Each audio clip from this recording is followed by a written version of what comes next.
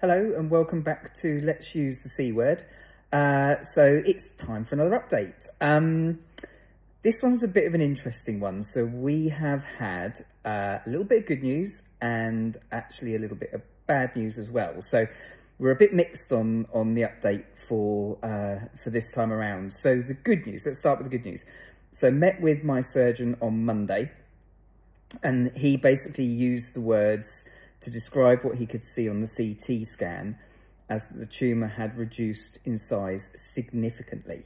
So, you know, if you could wish for words of any description, that's kind of what I'd hope to hear. So the chemotherapy has done exactly what it was intended to do. He said actually on the CT scan, you can actually barely see the tumour. Now, it doesn't actually change what they do next, but what it does mean is that all of what they do next is just that little bit easier. So the procedure will be exactly as was originally planned. He was asking me a lot of information around how I was feeling, so whether I had any symptoms based on where I was originally. And I was able to confirm that actually all of those have subsided. And to be honest with you, I didn't know how much of that was maybe a little bit up here. Because I did start to feel a lot better in that sense after the second round of chemotherapy. But he said it is actually something that can happen relatively quickly. So delighted, really pleased.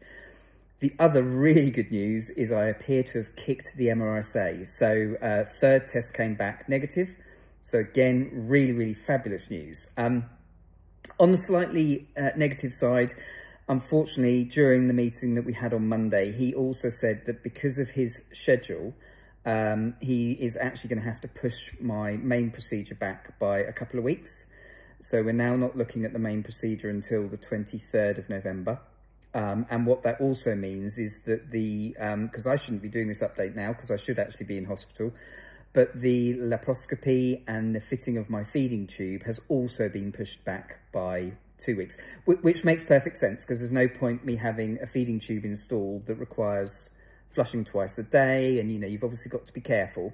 There's no point me having that if nothing's going to be done with it for 5 weeks until the surgery. So quite rightly so, we've managed to push that back by the same time period as the main surgery. So we're now looking at the 3rd and 4th of November.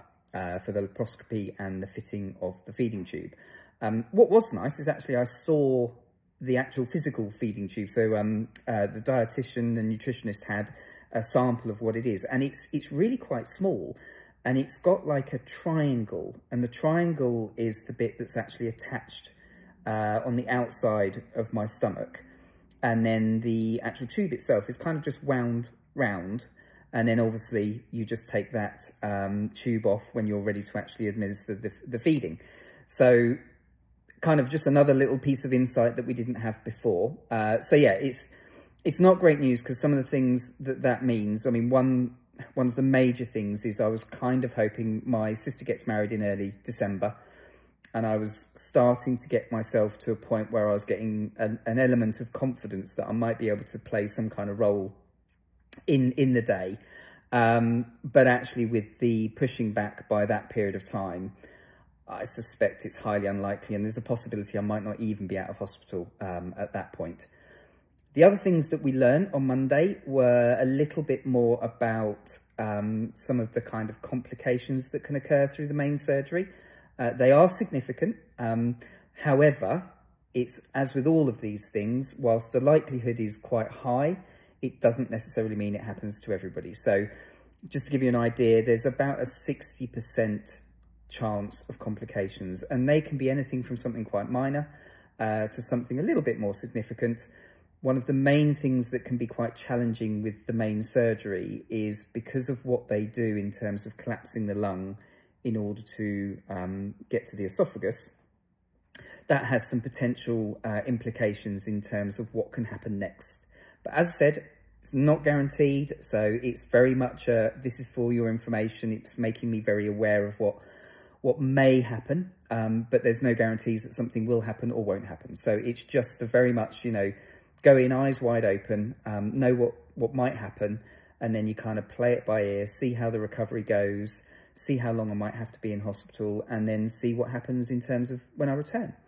So yeah, a little bit of up and down this week. However, I think we have to focus on the positive side, and the positives are all medically linked, down to the size of that tumour shrinking nicely, and the fact I have finally kicked MRSA. So I'll keep you in the loop, and look forward to catching up soon.